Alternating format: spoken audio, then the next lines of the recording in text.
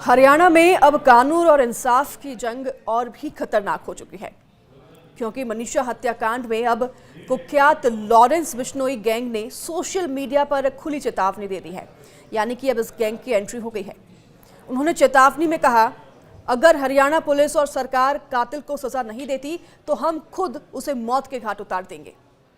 Social media पर post करते हुए लॉरेंस बिश्नोई साफ कह रहा है कि अगर हरियाणा पुलिस न्याय नहीं दिला पाती है तो हम कातिल को मौत के घाट उतार देंगे।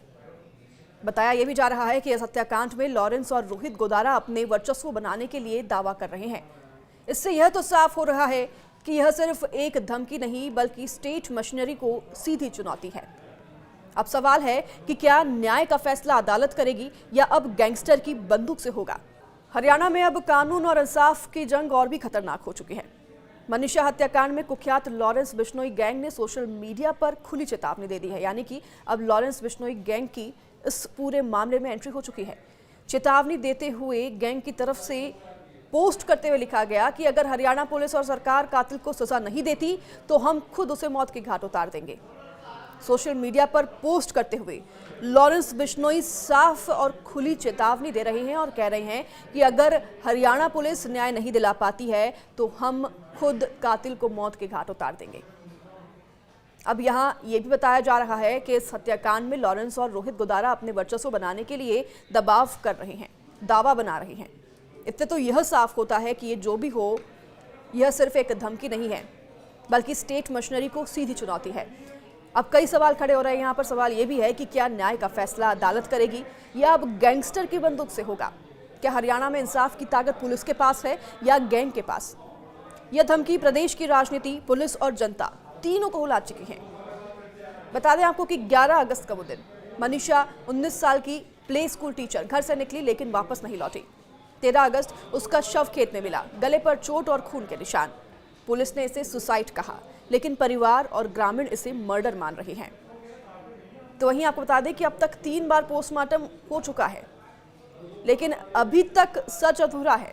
पहली बार भिवानी सिविल अस्पताल में पोस्टमार्टम हुआ, दूसरी बार रोहतक पीजीआई में, अब तीसरी बार, क्योंकि पहले 2 पोस्टमार्टम रिपोर्ट्स में एक में आत्महत्या और एक में मर्डर बताया गया, तो अब तीसरी बार पोस्टमार्टम दिल्ली एम्स में किया गया। 20 अगस्त को दिया गया था पोस्टमार्टम के लिए शव। तो एम्स की रिपोर्ट अभी आना बाकी है।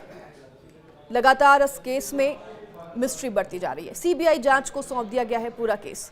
तो वहीं शव का अंतिम संस्कार 9 दिन तक रोका गया।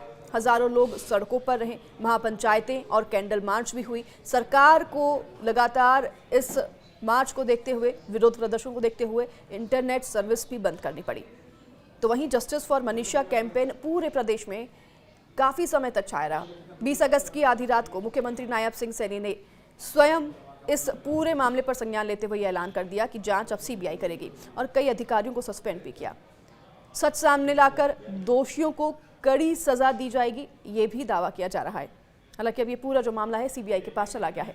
21 अगस्त की सुबह छोटे भाई नितेश ने बहन को मुखग्नि दे दी है, लेकिन जनता अब भी पूछ रही है कि क्या सीबीआई सच सामने ला पाएगी।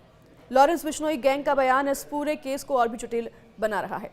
जनता में मैसेज अब ऐसा जा रहा है कि अगर सरकार फिर होती है तो क्या गैंग न्याय करेगा।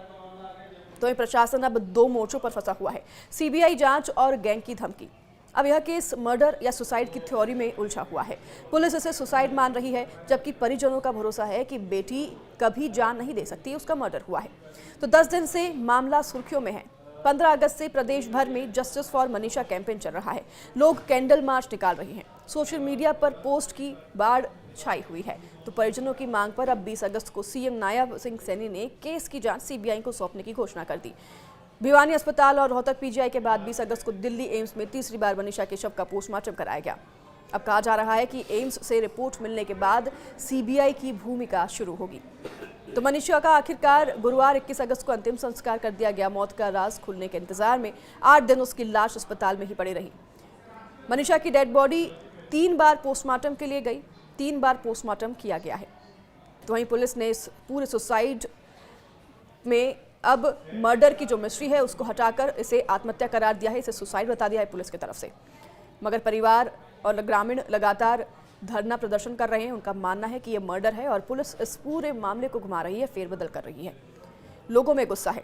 मनीषा की मौत का गुस्सा भिवानी तक सीमित नहीं रहा है, बल्कि पूरे प्रदेश में भी फैल गया है। छात्र संगठन सड़कों पर उतर आए हैं। सरकार को भिवानी और चरखी दादरी में इंटरनेट तक बंद करना पड़ा और मामला बिगड़ते देख सीएम को आधी रात 2 बजे ये बताना पड़ा कि वह जांच सीबीआई को सौंप रही है। तो मनीषा तो पंचतत्वों में विलीन हो गई है, उसका अंतिम संस्कार तो हो गया है, लेकिन उसकी हत्या हुई है या आत्महत्या, यह राज अभी तक राज ही बना हुआ है। यह लोकतंत्र और कानून के लिए सबसे बड़ा खतरा है। लेकिन सवाल जस के तस हैं, क्या मनीषा ने खुद अपनी जान ली या फिर उसे मारा गया? क्या सीबीआई इस गुत्थी को सुलझा पाएगी और क्या सरकार दिखा पाएगी कि न्याय का असली ठेका कानून का है, ना कि गैंग का?